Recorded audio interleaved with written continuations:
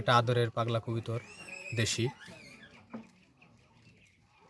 গ্রিবাজ, কিন্তু একটু মাথায় একটু প্রবলেম আছে।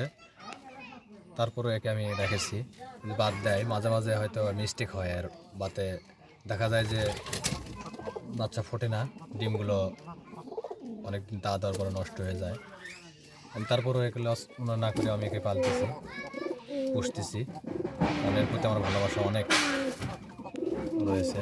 এই যে এটা হলো পায়রি, এটা পায়রা, দেখতে কত সুন্দর দেখুন।